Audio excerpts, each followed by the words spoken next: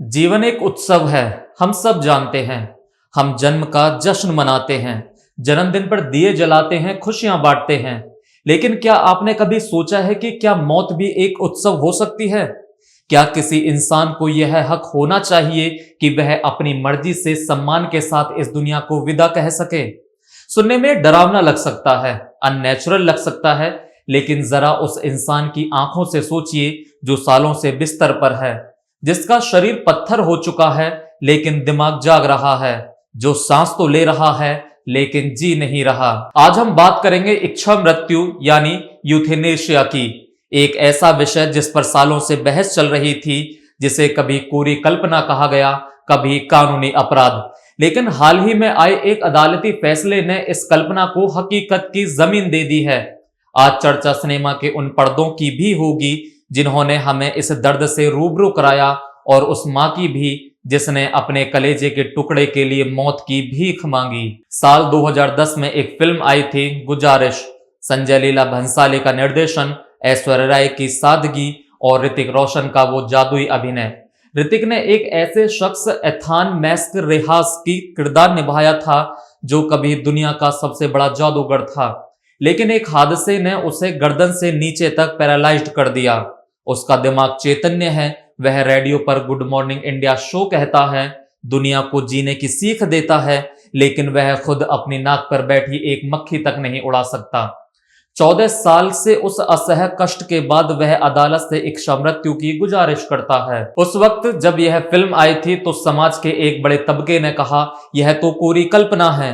भारत जैसे देश में कोर्ट ऐसा फैसला कभी नहीं सुना सकता, यह तो सुसाइड को बढ़ावा देना है।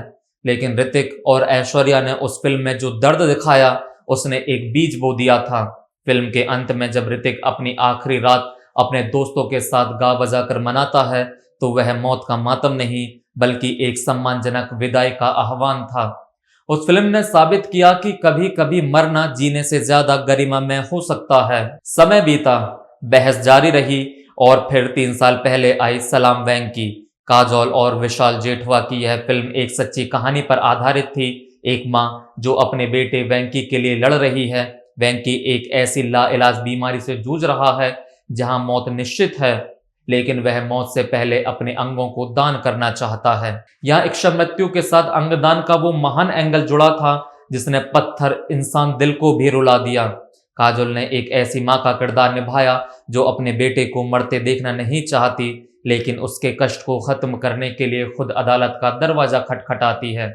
उस समय भी आलोचकों ने कहा यह भावुकता है, हकीकत नहीं, क्योंकि भारत में तब तक पैसिव यूथेनेशिया की राहें बहुत मुश्किल थी। लेकिन सलाम वेंकी ने एक सार्थक संदेश दिया कि अगर जीवन बचाना पुण्य है तो किसी को तड़प तड़प कर मरने से बचाना भी इंसानियत है। दोस्तों, अब बात करते हैं उस खबर की जिसने इन दोनों फिल्मों की कल्पना को सच साबित कर दिया। हाल ही में एक फैसला आया जिसने कानून की किताब में एक नया अध्याय जोड़ दिया। मामला एक ऐसे युवक का था जो पिछले 13 सालों से कोमा में था। कल्पना कीजिए, 13 साल, एक दशक से ज्यादा का समय। वह युवक ना बोल सकता था, ना देख सकता था, ना महसूस कर सकता था। वह केवल मशीनों के सहारे सांस ले रहा था। उसके बूढ़े माता पिता जिन्होंने उसे पाल पोस कर बड़ा किया, वही अब उसकी मौत के लिए अदालत के चक्कर काट रहे थे। क्यों? मोह ममता की कमी थी? नहीं, उनका मोह इतना गहरा था कि वे अपने बेटे को उस जिंदा लाश वाली स्थिति से मुक्ति दिलाना चाहते थे। चमत्कार की उम्मीद तो अंत तक बनी रहती है। हम भारतीय तो हर बीमारी में दुआ तराशते हैं, लेकिन जब विज्ञान हाथ खड़े कर दे और शरीर गलने लगे तो वह दुआ भी मौत की मांगी जाती है। कोर्ट ने इस मामले में इच्छा मृत्यु को स्वीकार किया। गौर करने वाली बात यह है कि गुजारिश और सलाम वेंकी में मरीज होश में थे, वे खुद लड़ रहे थे, लेकिन यहां मरीज कोमा में था। यह फैसला ऐतिहासिक है क्योंकि स्वीकार करता है कि सम्मान से मरने का अधिकार यानी right to die with dignity भी जीवन के अधिकार का ही हिस्सा है। यह निर्णय लेना दुनिया का सबसे कठिन काम है। एक तरफ वो उम्मीद है जो कहती है कि शायद कल ये आंखें खोल दे, दूसरी तरफ वो यथार्थ है जो कहता है कि ये सिर्फ कष्ट है। भारत में सुप्रीम कोर्ट ने लिविंग विल की अवधारणा को भी मान्यता दी है, यानी आप पहले ही लिख कर दे सकते हैं कि अगर आप ऐसी स्थिति में पहुंच जाएं जहां मशीनों के बिना जीना मुमकिन ना हो तो आपको मशीनों पर ना रखा जाए। लोग पूछते हैं, क्या यह गलत नहीं है? क्या हम भगवान बनने की कोशिश कर रहे हैं? मेरा सवाल उन लोगों से है, क्या किसी इंसान को बरसों तक पाइपों और वेंटिलेटर के सहारे तड़पाना भगवान की मर्जी है?